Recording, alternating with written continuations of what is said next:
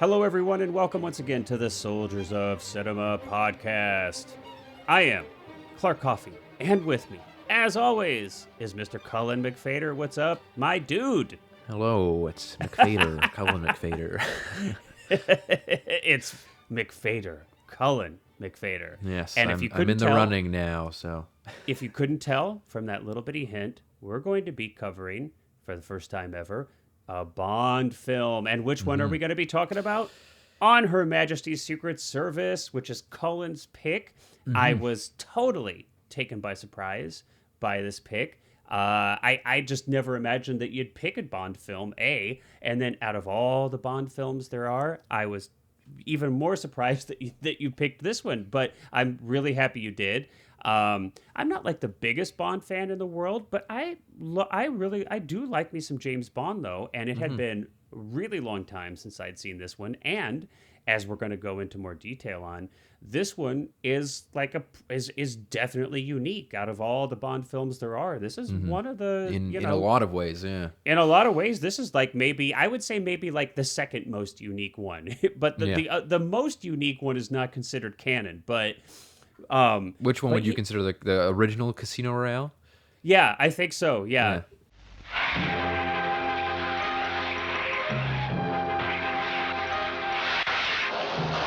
If you can't beat them, join them.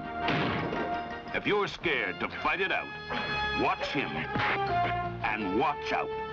If you think your girl's a good looker, take a good look at this guy's dolls. My name's Bond. James Bond. The new Bond. The different 007 on Her Majesty's Secret Service.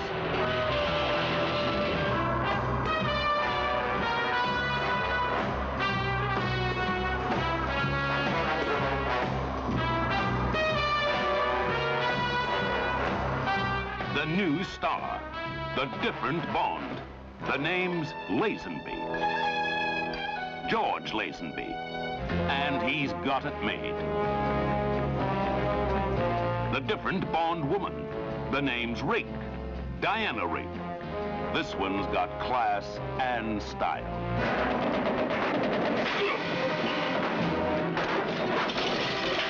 Telly Savalas, Gabrielle Pizzetti, and 007 times more excitement.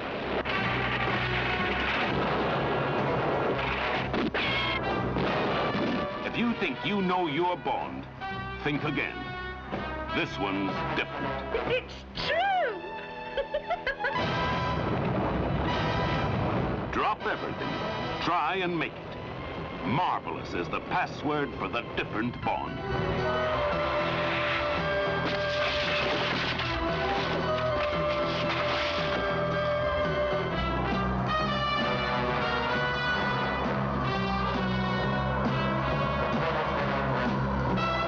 The man says, this never happened to the other fella.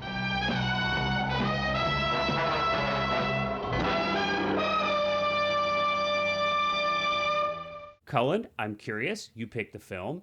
When was the first time you had seen the film? And kind of describe that for us and what you thought and how you came to it and everything like that.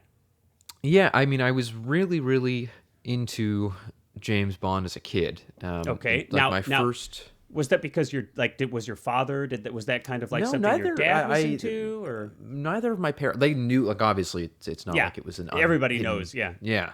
No, I remember the first time I saw a James Bond movie was because I rented GoldenEye at Blockbuster. And I was probably like 5 or 6 and and so you picked that out. You picked that out on your own? Yeah, because I remember my mom, her only comment about it was just that I remember her saying that James Bond always drives very fast was her comment.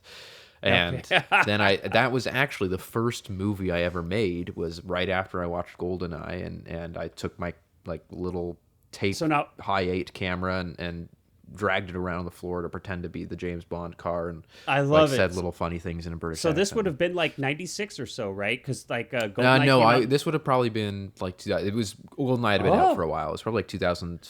3-ish, maybe. Wait. So 2003 was it was 2000? the year that you first saw. So I always have to remind myself how young you are. Yeah, well, I was born in 98, so yeah. Yeah, I was like, so obviously you would have been unable to have seen GoldenEye in 96 when it would have maybe first plopped out onto Blockbuster or whatever. Yeah. So that clearly was impossible. but No, but, yeah. okay. Brosnan was definitely my Bond as a kid. That was your Bond? Yeah, like still to this day, I know it's not a very highly regarded one, but my favorite Bond movie to just sit down and watch is Tomorrow Never Dies. I still love that one. And so Brosnan, yeah, definitely. I had all the Now, games did you have the on Nintendo GameCube game? Yeah. Did you have the GoldenEye Nintendo game? on 64, yeah. And then Yeah, I had okay. Nightfire on GameCube, and I loved James. Like, just was hugely into him, and then that lasted right up until I want to say high school. I was never super into Craig, even though as I got older he was kind of the James Bond, but Right. From I was always 2006. really into 2006 was Casino Royale, and then I remember being in grade 9, and I think that was right before Skyfall was coming out, and I was like, well, I want to watch all of them, and so I went and I got the Bond 50 Blu-ray, which had all of them at the time, and I've got it. Yep. Watched all of them, and I'd seen most of them before, but there were a few in there that I was missing, and I can't actually remember the first time I watched On Her Majesty's Secret Service, but I do remember one time I was probably in middle school, and I saw it on New Year's Eve at the Tiff Bell Lightbox here in Toronto, so I got to see it in theaters, and that's Now, something did that you really stuck seek with this me. out? So you're in middle school. Mm-hmm. It's New Year's Eve. Going to see a movie on New Year's Eve is, at least in my experience, is not like what your average middle schooler does. Yeah. Set that up for me. Was that something like you went out and saw it on your own? Did your parent No, I think I went with my mom, and Okay. I can't remember what. I must have seen I think I was a TIFF member at the time, which I still am, but I think I must have gotten an email or seen some ad for it somewhere that they were playing this on New Year's Eve, and that was the first time you remember seeing it.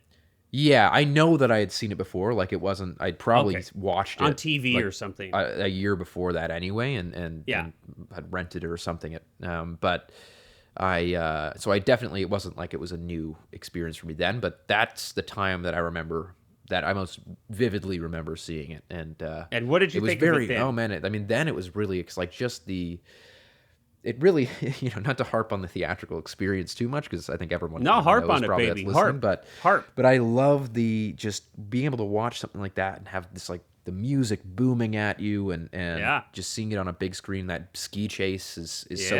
I just remember being so viscerally excited by that ski chase, despite the fact that this is not a new movie.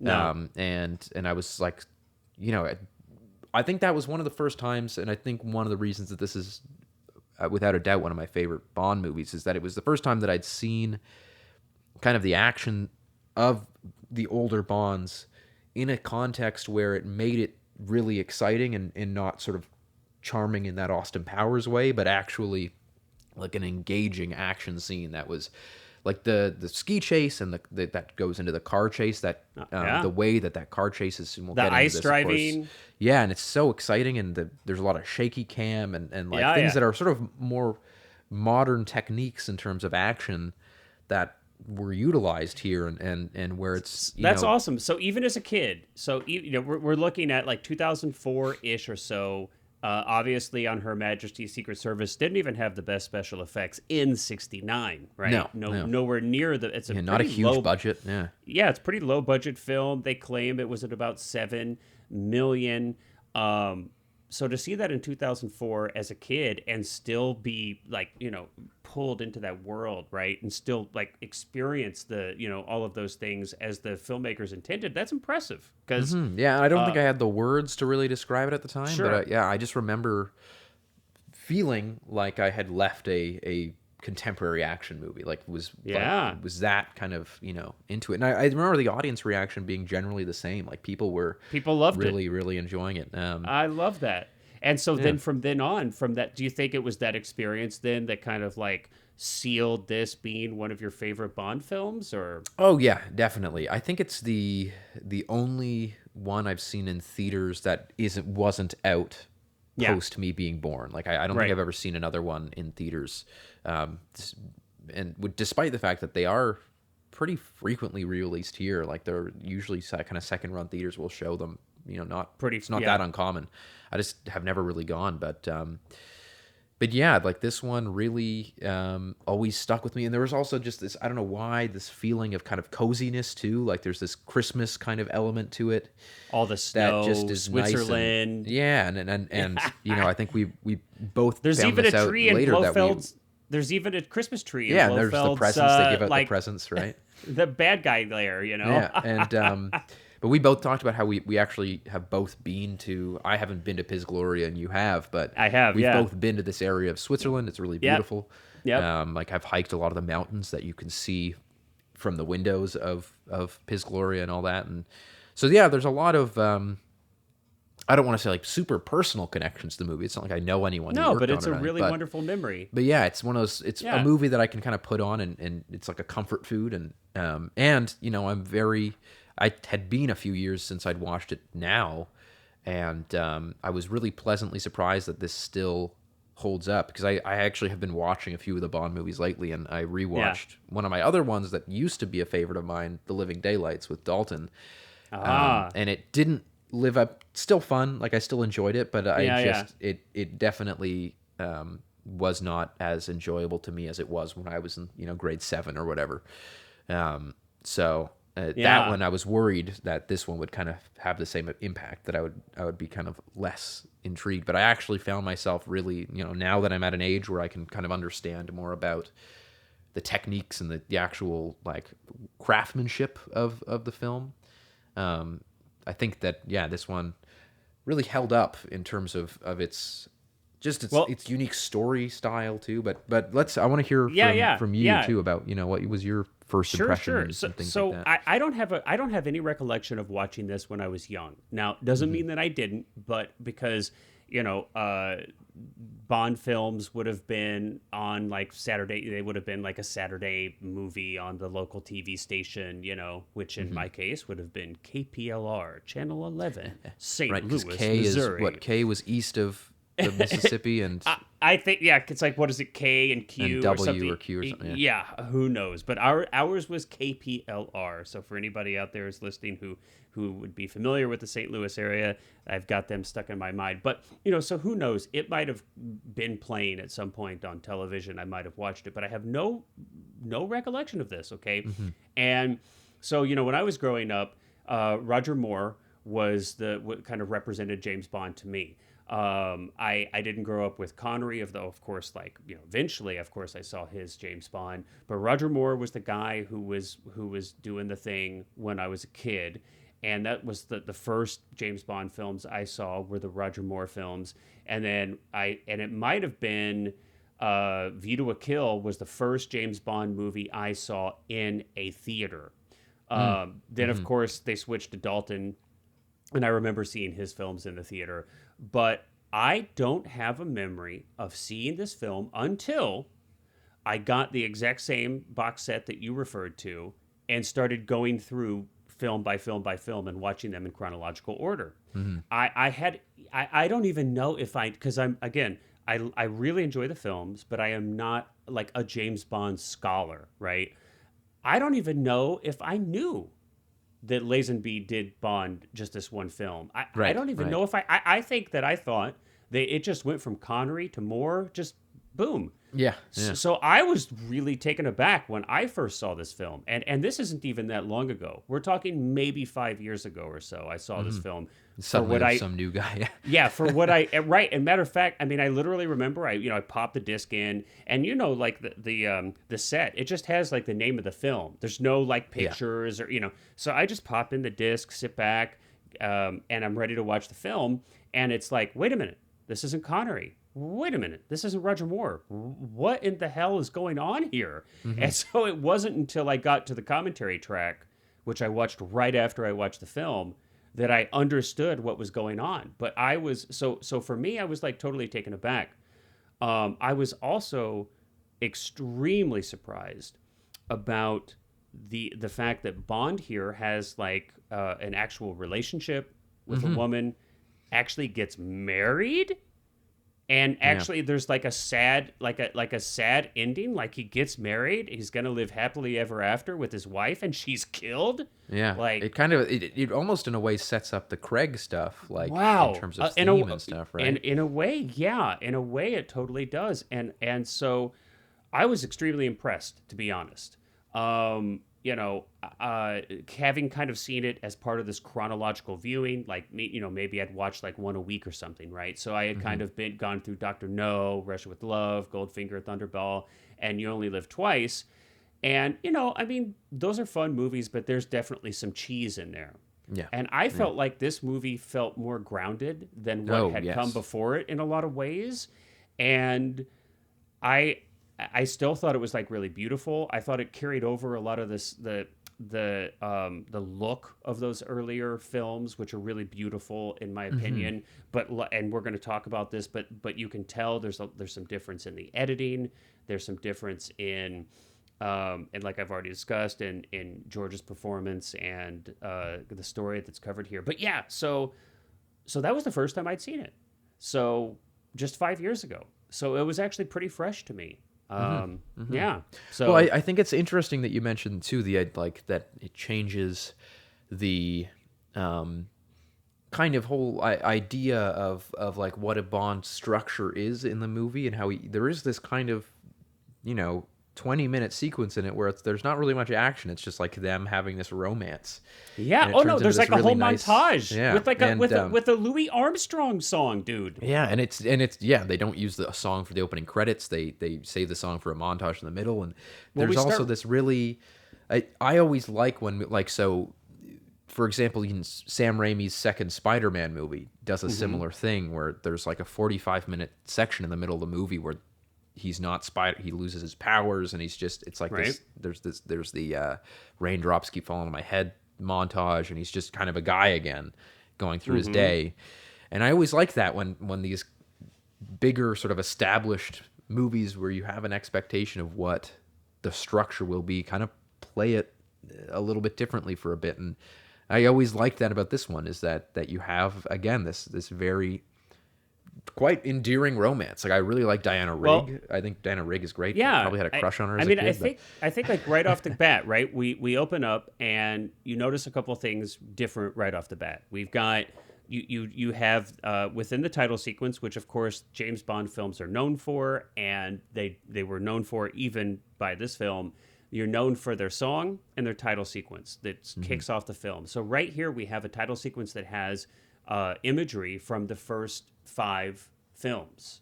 Yeah. And so, which I don't think had ever been done before. It hadn't recycled footage from previous films. So we're like, okay, this is like they're setting up something different here.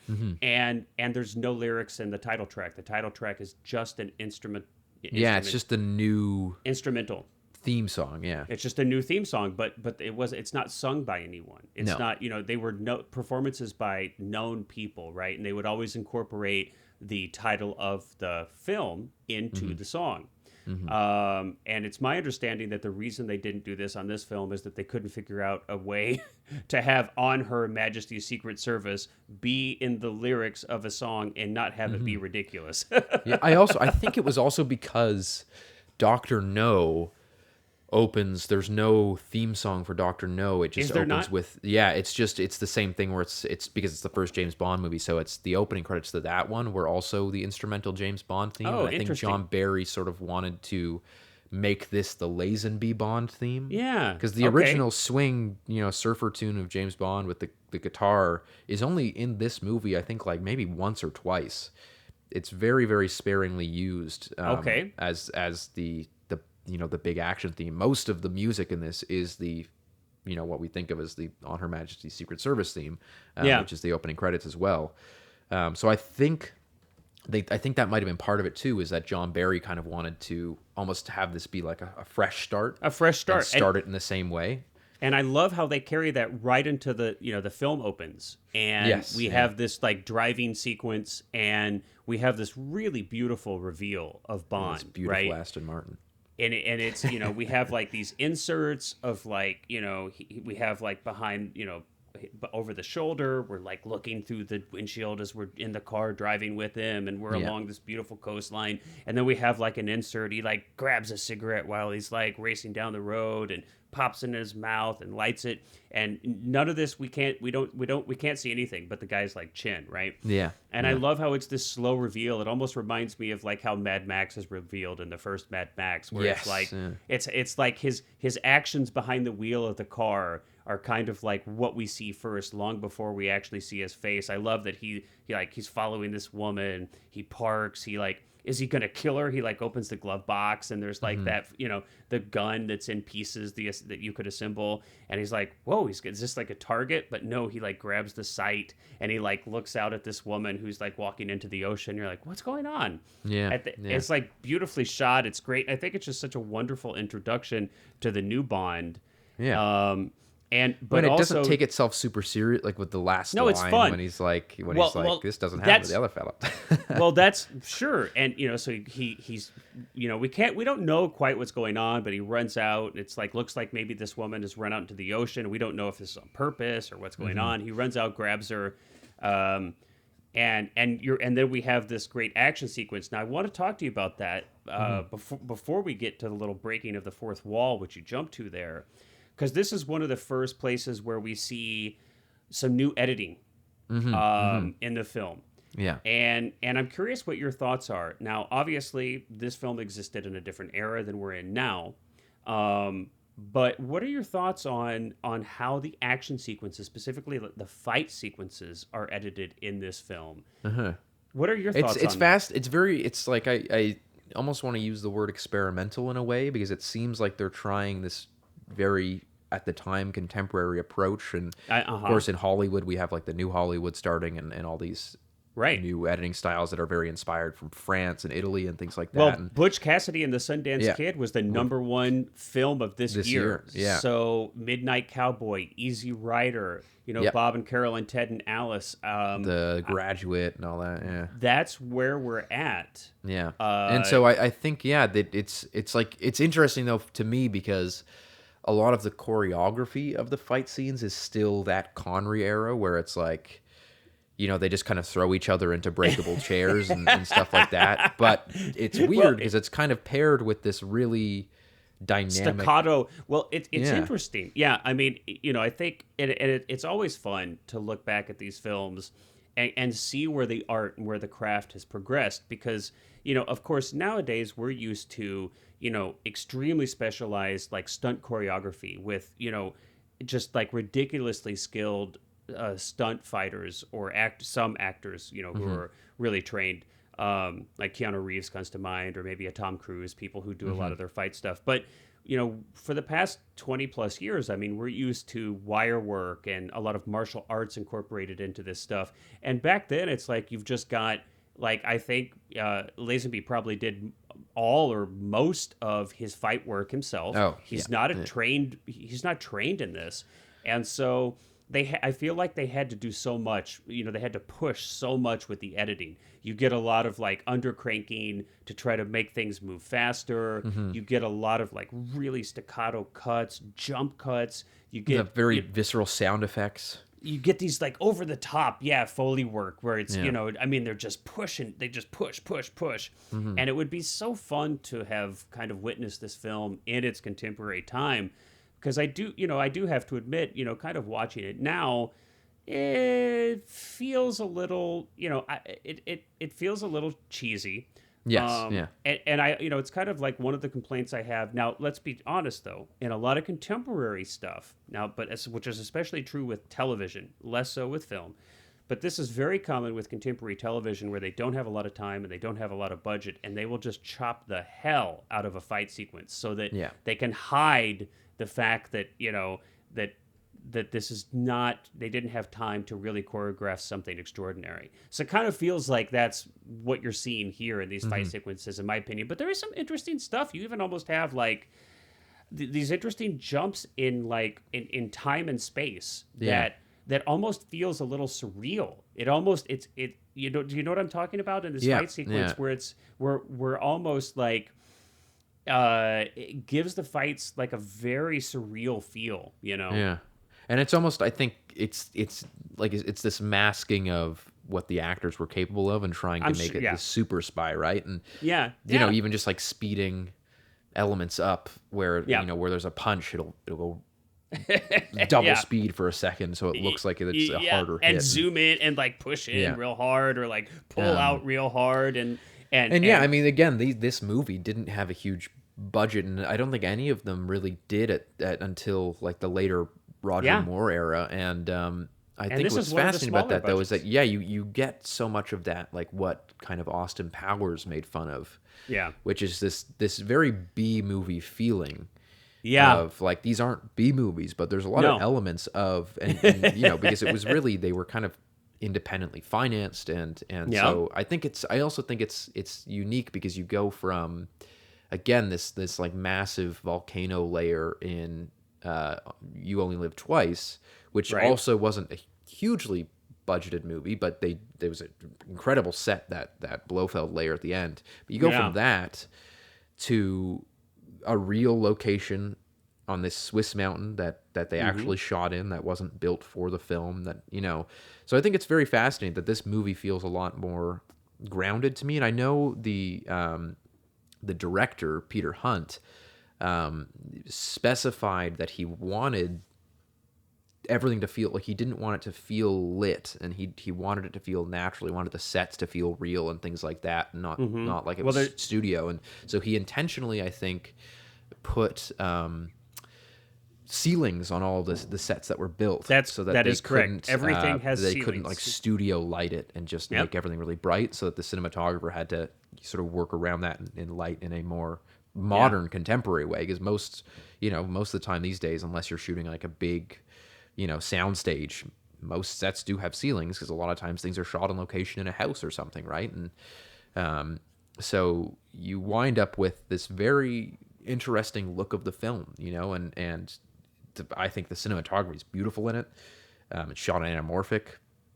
There's a lot more dynamic camera movement than perhaps, you know, if you look back at Dr. No, a lot of it's pretty, like, you know, staying in sort of wide shots with, again, just kind of flat studio lighting, and whereas you get this one kind of becoming a little bit more dynamic with transitions, and you know, just even the way that, like, you'll have a moment where somebody's in complete shadow talking when Bond goes in and finds the Irma, or whatever her name is, the angry German lady in the bed, when she's pretending to be one of the women.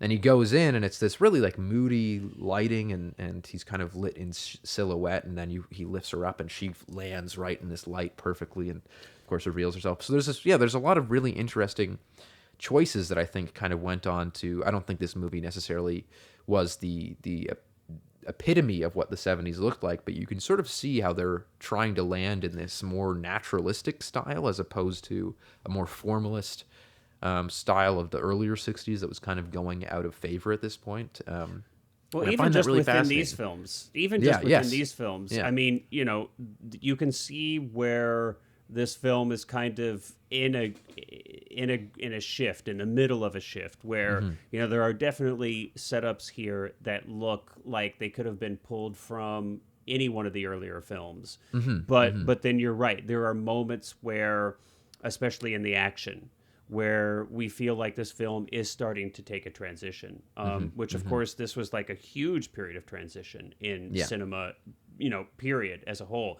But I want to go back, because you mentioned, and I think this is really fun, you mentioned at the end of the beach fight sequence in this first whole kind of setup here in the beginning of the film, where we're introduced to the new Bond, where, you know, he beats everybody up, he saves the girl, and he kind of like has this, it's totally fourth wall breaking moment where he literally looks at the audience and it's like, this wouldn't have happened to the other guy. And then we cut right into the title into the credit sequence. Because of course Tracy runs away and that steals his car. Yeah, exactly. I mean, that was like such a risk, frankly. And I mean, you would never see that kind of thing happen in a Craig Bond or whoever's going to be the next Bond. You know what's interesting about it though? and I don't think that I almost don't believe this, but the screenwriter says that the reason that was in the movie was because he was making a reference to Cinderella because he's got the shoe. And he's like, well, this never happened to the prince, because the lady runs away and he's holding the shoe. I don't believe that, though. I think it was very much a tongue-in-cheek nod to Craig or to Connery. To Connery. I mean, look, it works both ways. It works both ways, but it's like such a cheeky, like tongue-in-cheek, like nod to the audience and not, you know. Yeah, because he's supposed to be the same character technically. But I love that. Yeah, I just like, well, like you said, this would never.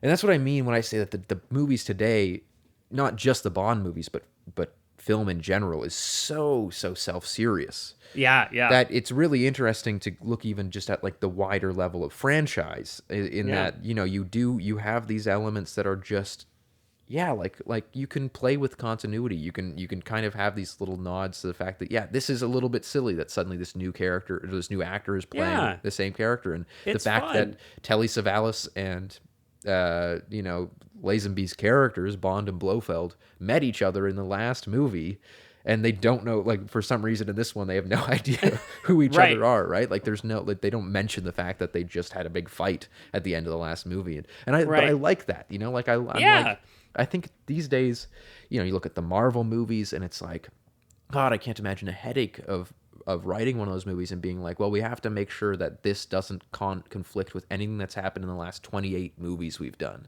Right. Like, what a headache that would probably be. Yeah. And yet, and it's the same thing for Bond movies, though, right? I think one of the big reasons I haven't really enjoyed a lot of the Craig ones, with exception to Casino Royale, They're so serious. was that, it's like I found that I was really looking forward to No Time to Die, because I was like, oh, this one looks like it's actually going to be kind of fun and exciting. And I saw it and I was like, God, why is it got to be so serious? Why heavy. Why can't they just have a little bit of fun with them? And I hope that they go back to that for the next ones, because they won't. That's why I love Brosnan's, is because Brosnan has the Brosnan action scenes in at least GoldenEye and Tomorrow Never Dies. I think that they're really, really well done and exciting action scenes and things like that, and they feel very contemporary in that way, where it's like the action's not dated, it's exciting, it's really well done, and yet at the same time, the movies do have a laugh occasionally at what they're doing, like at how ridiculous these scenarios are, and that would never happen today.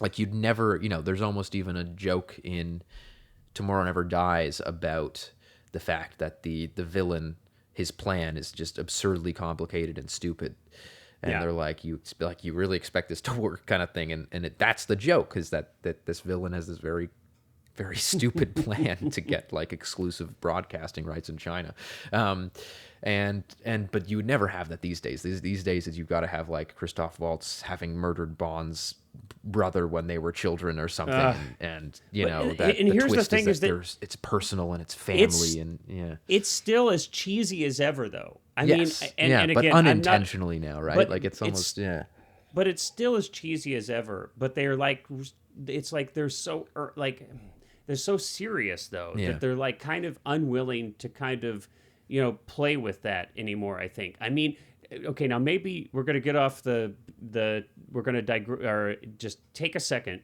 Which Bond film was the one where they're like, the bad guy is like injecting them with something, or like, wasn't there like, it was one of the more recent ones, and like, oh gosh, which one was it? Where like the bad guy was like injecting them with like some kind of... Oh, is Daniel Craig like strapped into a chair?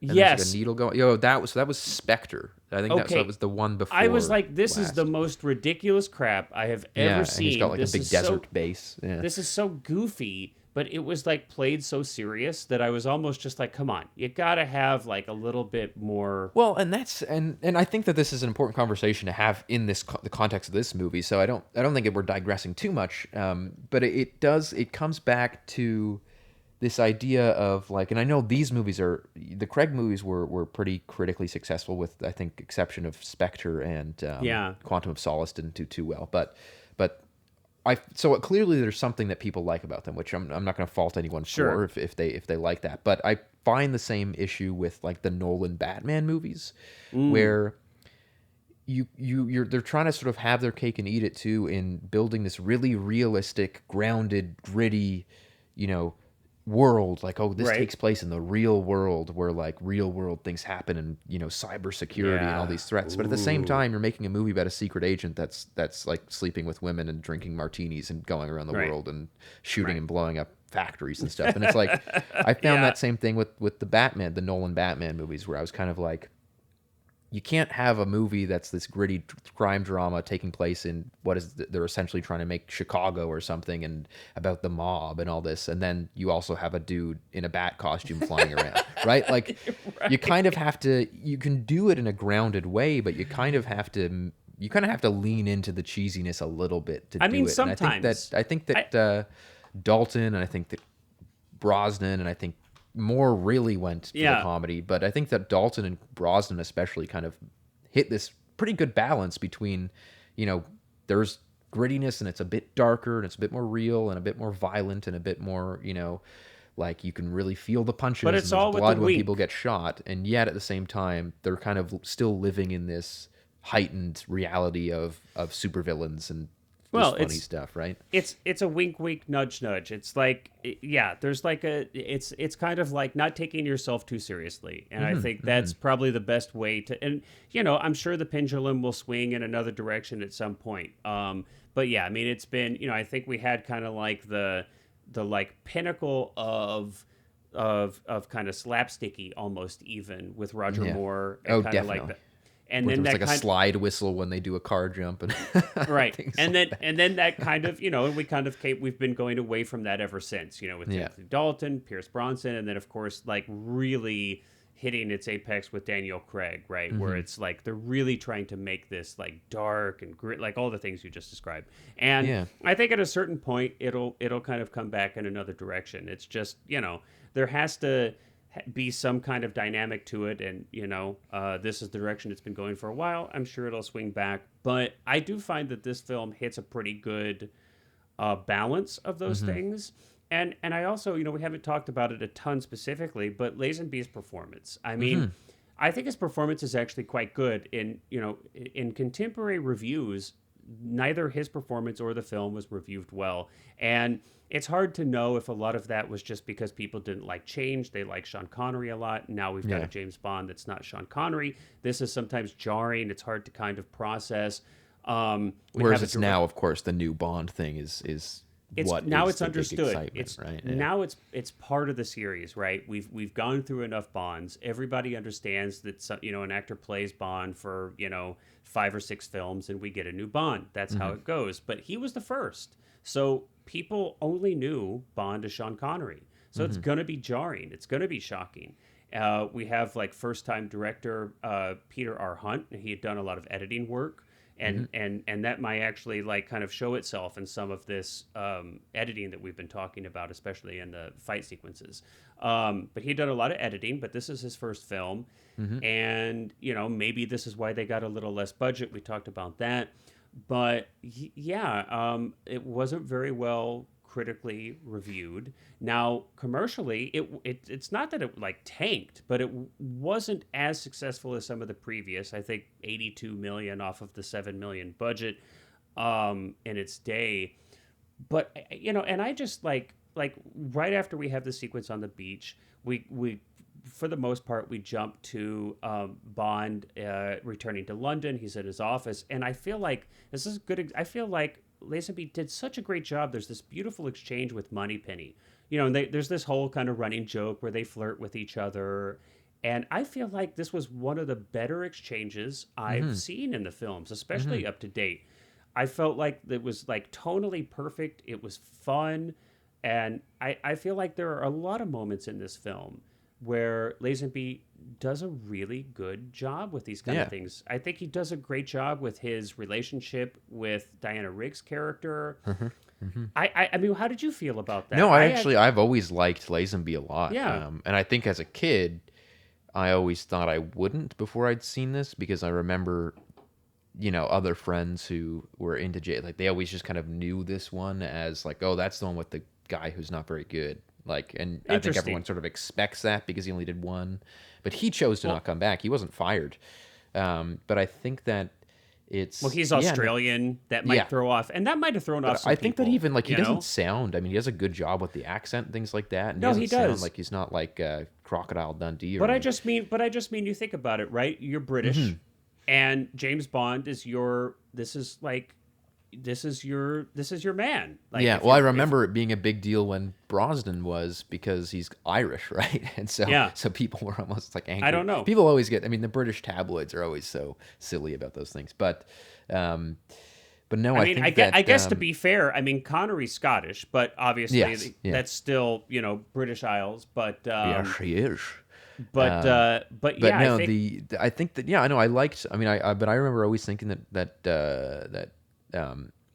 Lazenby does a good job. I thought that I think Rigg does a fantastic job. I think that the Peter Hunt also. I'm surprised that he wasn't asked to do more Bond movies. I mean, I guess the critical. I think he did reception second probably. unit stuff on the following film. Yeah, but he Yeah, wasn't, yeah, but he did more directing also after of other things, but he, never Bond. Yeah, but I think that it's like when he makes a lot of these decisions in it that are very fascinating to me that wind up really great. Like again, also choosing to shoot a lot of the interiors of Piz Gloria in the actual location. So you get that like beautiful when the helicopters are coming to rescue Tracy, and you've got the sun rising, and you've got this amazing shot of Telly Savalas, who's also fantastic. Like he's without a doubt my favorite. Yeah. Blofeld. But I mean, but I when you love look Pleasance, out the window and he like kind of walks over the window and there's this flare, this like anamorphic lens flare coming through from the sun, and you can see the helicopters approaching, and it looks like in that moment something out of a contemporary movie almost, just because of how back then oftentimes an interior location would just be a set with like a rear screen projection or a matte painting behind it or something like that. Like they wouldn't want to actually shoot the interiors of a location on location because the windows would be the light would change and things like that. So but that's also, again, to go back to our conversation before, where you get into this sort of New Hollywood style, right? Where that's what New Hollywood was authentic, was using natural light to shoot, was, getting out of this studio formalistic mode and kind of using what's available and making things look a little bit more grounded and real. And so I think that also really works, is that you don't have this big volcano layer. You don't have this super villain with I mean, of course, he's got a little bit of a ridiculous plan of but speaking of blowing up the grounded world's though, crops or whatever. But but speaking of grounded, I mean, having like your lair at the top of the Swiss mountain with 12 young women at an allergy center or whatever they call it, right? for an allergy research institute. Yeah. I mean, like for all of its groundedness that we're talking about here, I mean, it still has trademark Bond. Oh goofiness. yes, yeah. It's just in comparison to like a volcano layer, right? It's like, But I love this is just a real location on top of a mountain that But actually I love this exists, whole thing. I love this whole thing. I mean, I have to admit, I was like a little confused with the whole like, how did Bond get there with this whole like, what was this Where weird he's like faking Blofeld's Sir Hilary Bray. like like Blofeld is trying to like he's trying to like get some kind of title or something, and Yeah, he's trying to assume the title of like the French side of his family, right, so that and he can continue doing crime without being known as Blofeld, basically. and so he's right, and so he's like trying to lay claim to this title of royalty, and so he's he's like some, I don't even know what the position is called, but some kind of like, what would you call this, genealogy specialist or something? Yeah, like I guess someone that has to administer the title and make sure that it's legitimate and all that. Right. So Blofeld wants to like verify his title, and so Bond assumes a fake identity of the person who's going to go out there to certify or verify Blofeld's title. Okay, Yeah. like wow, for an American, this stuff is like it's not like immediately obvious like what all this stuff is, because we're not used to titles and all this other stuff. So I had to like rewind it for a second. I'm like, wait a minute, I got lost in this for a second. So So so I love that setup. And then we've got, Lazenby flies. I mean, he goes all the way out to this like a lair that's out in the middle of nowhere in the Swiss mountains to do this thing for Blofeld. And I love that he shows up and he's being shown. Oh, and he gets picked up at the train station. And you'd mentioned her. Was it Hilda or something? Yeah. Yeah, the woman who is like basically, I guess, Blofeld's right hand, right? Mm-hmm. And it's like beautifully played by the actress who plays, and I think is it Elsie Steppet, I think is the actress's, yeah, and which is like perfect casting. I mean, she's fantastic in this, and I just love how we kind of are introduced to the lair, and we kind of see you've got the James Bond touches where he's like locked in his room, you have to press a button to get out, all this kind of thing. And like you said, they use the set, or a lot of it, which is really quite wonderful. But he's like got his kilt on, and we meet the 12 women there that are like supposedly being treated for their allergies, right? And it's like Blofeld's Angels of Death. Of course, we don't know this yet, but we do know this because we know where it's going to go in some way or another. But I love that like they're different like nationality. Like each one of these women is from a different part of the world. And they've got all their allergies, and we have this like, some of the women are kind of flirting with Bond, in his assumed, hilly fake identity. Yeah. And I love that when they sit down to dinner, like each one of them, like, is only eating the thing that they were supposedly allergic to. So it's like one of them has just like a plate of chicken. Another one has like just a plate of potatoes or whatever it was. Yeah. No, that's hilarious. I'm just cracking up. I'm like, but the costuming is so beautiful. All the actresses are really super wonderful. 60s, like late 60s. And, yeah. I mean, you can like you had mentioned Austin Powers. I'm like, this is like he must have gotten so much inspiration for that film from this one scene alone. Yeah. I just love that the one woman takes her lipstick and writes her room number. Room number on his inner thigh under his kilt. I'm like, ooh, risque. Yeah. But I love that, and it's just like and I feel like everybody there seems to be having fun. Like the actress, like especially that main Angel of Death, the one woman who writes on his thigh. I just feel like they're having fun, and it's like totally really enjoyable right now. It's like I feel like everybody kind of knows it's ridiculous, but it's a movie and we're allowed to be ridiculous and it's fun, Yeah. And then I think this is what you were talking about is really quite interesting where we're then, so they do their whole thing and Bond ends up going to her room later on in the evening. And that's when we as an audience realize that in the evenings, these women are being programmed with subliminal messages from Blofeld. And part of that is that the ceiling is this like lights, wall of like rainbow kind of psychedelic lights. And so you're right. It's this really beautiful, sets up this really beautiful shots. They do this a couple times where he's kind of silhouetted in front of that. And we have Blofeld's voice recording coming through. We've got this really beautiful kind of psychedelic lights. And I'm like, yeah, man, this is like Bond of the 60s, Yeah, the Beatles wrote this, yeah. It's like, yeah, it's extremely fun. And like you said, I've been to the Piz Gloria, and it really is an extraordinary location. It must have been an absolute nightmare to shoot there. Oh yeah, everything would probably have to be helicoptered up. Oh yeah, I'm sure. Yeah, no, they probably shot. No, that's actually quite a popular shooting location for both Bond and I know another. I think Spectre was also shot there. And, really? Not at that exact location, but in that area, the around there, area. Yeah. But yeah, and the Phantom Thread as well. I hiked up to the hotel that Phantom Thread is. So it's actually quite a popular. I think because the Swiss have just like engineered the hell out of those mountains, and that's what they do. So much infrastructure that it's easier than shooting in anywhere else. But Not anywhere else, but any other mountains. Yeah. But no, I love Telly Savalas, the way that Let's Telly talk about Savalas- Telly. I want to talk the about way that Telly. he holds the cigarette in this movie. Whenever he's smoking one, he kind of holds it like it's like a wand almost. Like he has this weird underhand smoking technique.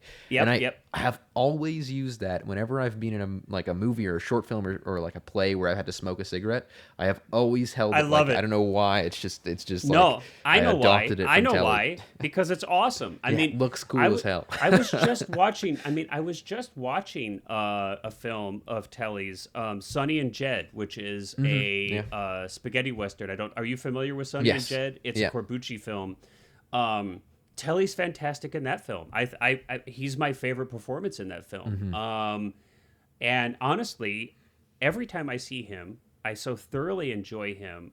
I have got to make it a point. I'm going to go look at his filmography and add the films that he's been in I have not seen yet to my watch list, because every time I enjoy his performance. He's always so good. He's definitely one of, He's fantastic. I mean, I think he's such a great Blofeld, so different. Like he very clearly just kind of, I don't know if this was a mix of his and the director's decision, but completely throwing out the Donald Pleasance role, which wasn't bad. I like Donald Pleasance in the role. I like him too, yeah. But having no interest in trying to do an impersonation of him, Which and you just have saying to, like yeah. I'm You gonna, have I'm to just make gonna it your turn. own. Yeah, and it's so. You know what it good, and is? it works I think so well. it's earlobe acting. Yes, I mean, yes. once you tack up the earlobes, man. I mean, all like that's what they teach you. I don't know if if you studied acting, but that's it's impressions acting. a specific muscle behind the ears, and yeah. But I mean, I think he's fun. I mean, I think. I want to talk, because we talk about there are definitely like some B film kind of feels to this film in some places. I'm curious I think you mentioned that you noticed this too in some parts, and I think it's interesting to see and take for granted that today, if you have any issues, and you're sitting in post and so you have some issues with some takes or things aren't lining up or whatever. I mean, I'm not saying it's easy, but a lot of times you have options to fix so many more things in post now with CGI that we just take for granted now. Even simple stuff. I mean, just you and I as like really low budget independent filmmakers, we've got After Effects. I mean, there's so many things. I can paint a boom out of a shot or whatever. Yeah. And it really is quite simple and looks quite good. But in these films, obviously, this is not an option, and you can see, and it's just fun for me to kind of see this, where there's like jump cuts where there was no reason for a jump cut to exist unless there was some kind of mistake they were covering up. A few I noticed was the like, for example, when there was like an insert shot of the coat of arms when we were talking about the whole genealogy royalty thing. There's a jump cut there that I have there's no reason for it to exist. There's like, it's an insert. We see the coat of arms. There's like a set of hands holding it, and we just have this jump cut. It makes me wonder, like, I wonder what happened. Like, why did they have to splice two takes for some reason? They didn't have enough footage, or something got damaged, or who knows. There's like interesting cuts. There's like a wacky dissolve cut with near the end of the film where there's helicopters hovering over Blofeld's lair that just like doesn't exactly line up. So the helicopters just kind of like dissolve into place, and then like dissolve into another helicopter like 2 feet away from it. Yeah. And it just makes me wonder, just from the just loving to know more about the mechanics of filmmaking. This isn't me knocking the film, but when I see those things, it always makes me wonder what happened. What's the story behind that? What, why did they have to take those steps to do it? I would imagine that an audience back then probably would never even had noticed, and maybe most audiences even wouldn't notice even today because they are really minor. Did you notice any others? Those are the two that really stood out to me. Yeah, I'm trying to think. During the skiing sequence, a lot of the times when someone like falls or something, it just kind of cuts to someone not moving instead of showing a crash and things like that.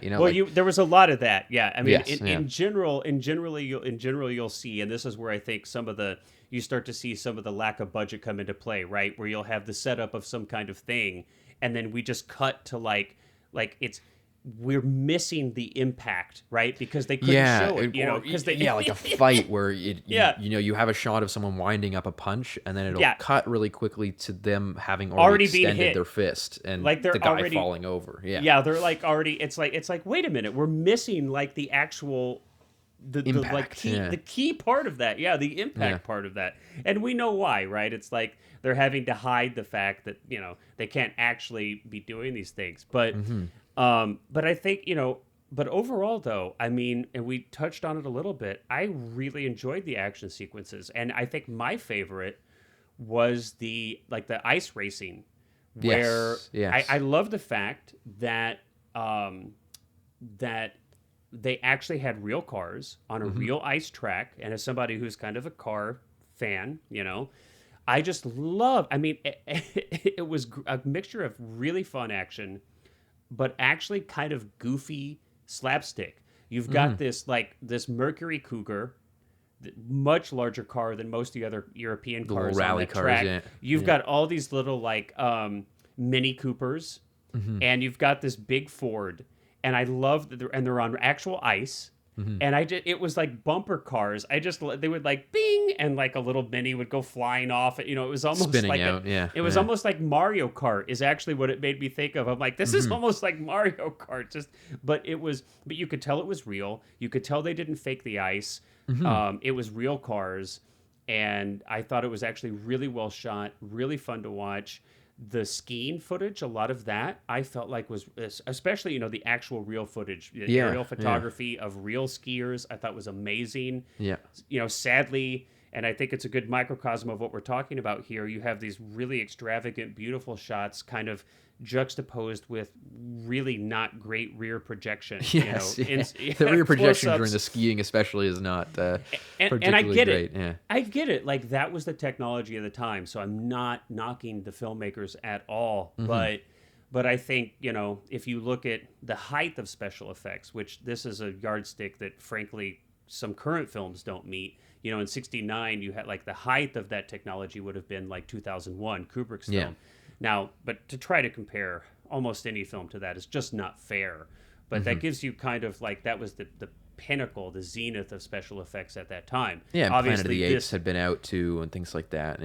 Yeah, obviously this does not meet that level. Well, then that was one thing too I wanted to discuss about when did James Bond sort of become this prestige action franchise, where it never really was up until, again, I want to say the end of Dalton, because I sort of mentioned that before, where Dalton sort of began this, not him himself, but his movies sort of began this phase of I guess it was a little bit with Moore too, because Moonraker was definitely kind of riding on the success of Star Wars, but Dalton with Dalton it really Living Daylights is very much Raiders. They're very much responding to the success of Indiana Jones, and then License to Kill is very much responding to Miami Vice. That is literally Bond versus cartels in Miami. I hadn't thought of that. Yes, I see. And so it's they almost started looking at these more not necessarily more successful, but these really popular elements of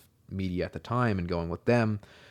Brosnan sort of brought it back. I don't think that there's very many explicit references to other media or homages in Brosnan's work, but they are very much these really high budget, prestige, well made. I mean, you're talking $100 million plus budgets. And then with Craig, it really Brosnan became obvious when Craig took over, and it was very much a response to Bourne.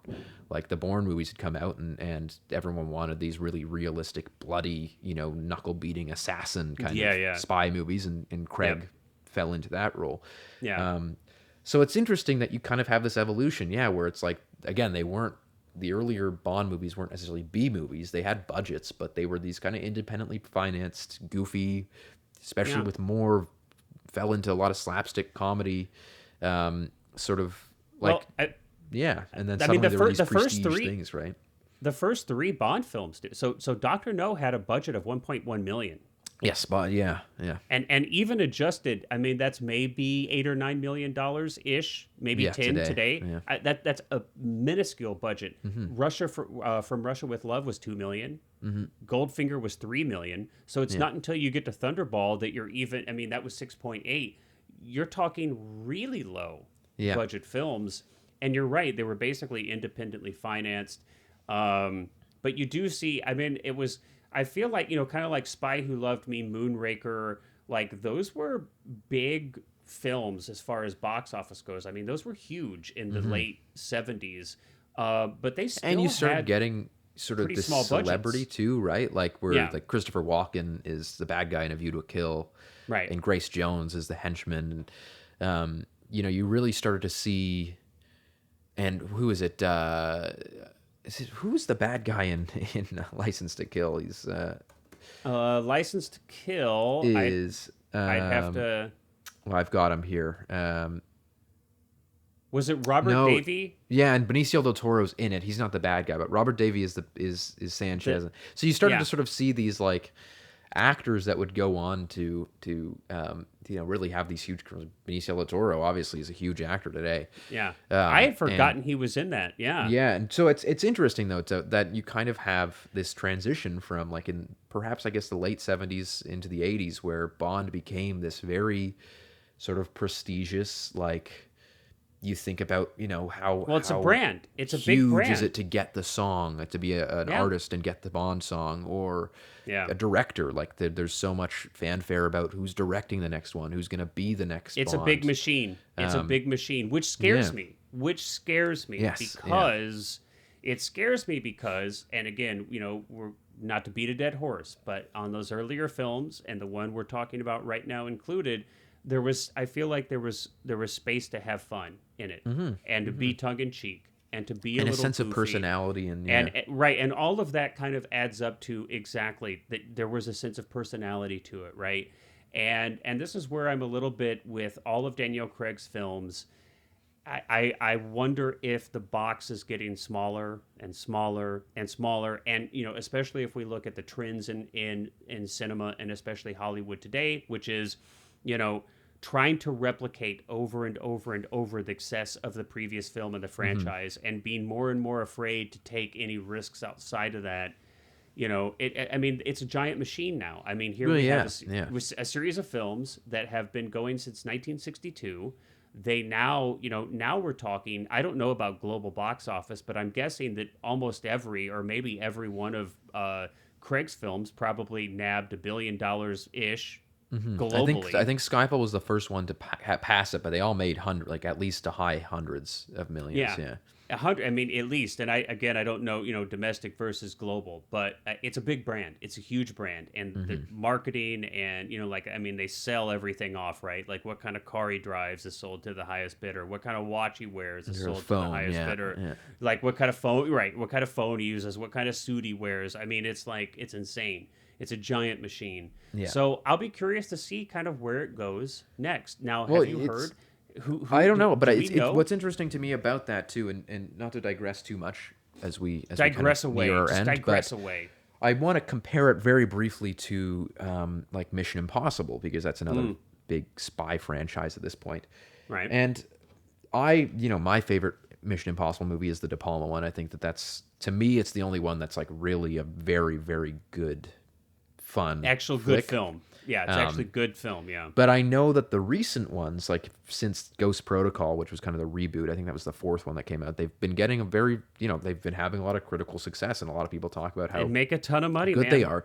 And I find it interesting, though, because all everyone ever really talks about those is like, what is the new like gimmicky stunt in them? Like, is he climbing the... But I was talking to a friend about this the other night where I was like, I don't think I can remember who the bad guy is in the last like 3 of those, and I've seen them all. I have no idea what the plot is in any of them. And so it's interesting that if there's one thing that I'll say about these old Bond movies, it's like I always do remember the villain. They always have very memorable. Maybe I'm not going to remember their convoluted plans. As like I don't think I remembered what Blofeld's specific plan was before watching this, but I remember Telly Savalas for sure.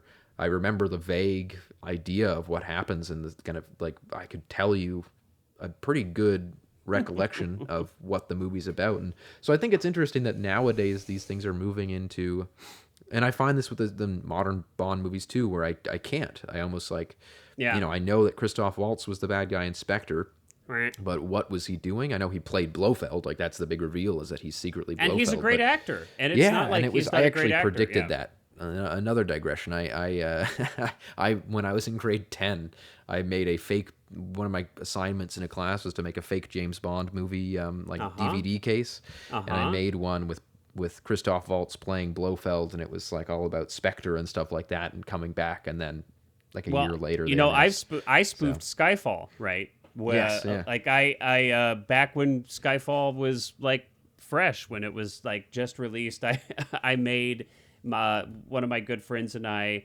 shot a fun little, 5, 6 Sky Mall, right? Well, it is funny. We shot a spoof called Sky Mall, where James Bond's budget has been slashed. And so Q says, the only thing we have budget for is, here's a Sky Mall catalog. You got to pick something out of here to complete our next mission. And so he does, and wackiness ensues. But actually, we actually got Sky Mall used that for some of their promotions. They actually paid me. Like, I don't know how they even found. I don't even know how they found it. But they actually paid me a little bit to use that short film, parts of it, in a promotion that they were doing at the time. That's good. But I'll say this: it was really fun to do. But I'll say this: I've learned a lot about filmmaking since then. But I am still extremely proud of the parody song that we actually completely re-recorded, which is at my YouTube channel. But we actually completely, my friend and partner who worked with me on that Sky Mall short is also a musician, has a lot of musician friends. They actually got studio time. We wrote like all new lyrics and completely re-recorded that Adele theme song for Skyfall. And I'm super proud of that, actually. Yeah, well, it's actually funny because I guess when I was in grade 9, I had written this trilogy of James Bond movies that were probably all 20 minutes or so.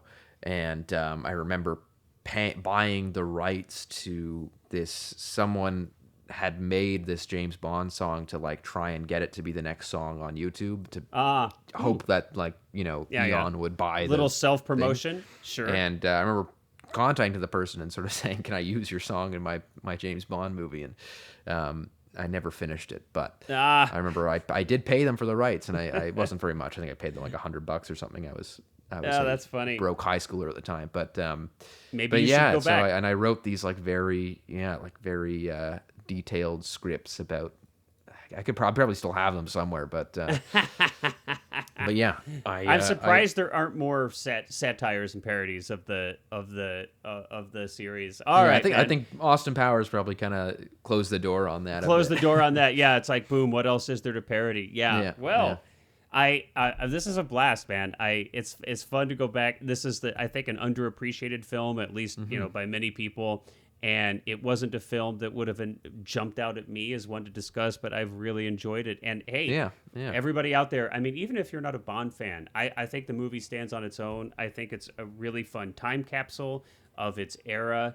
I think it's still. It almost really makes more sense if you watch it on your own versus like coming out of You Only Live Twice, because honestly, there's a lot of incongruencies. I think you're right. Yeah, if you just kind of watch this standalone on your own, I think that you'll be better off. But yeah, it's a wonderful film, and it was a blast to watch, and it was a blast to talk about. And I hope our listeners out there enjoyed hearing us blab on and on about it. Yes. Well, it looks like I have a decision to make. What film will I choose? I don't know yet. Your decision. We'll find out. Should you we'll choose find to out accept it. We'll find out in a couple weeks. All right, everybody. Have a wonderful couple weeks. We'll see you next time. Thanks for listening.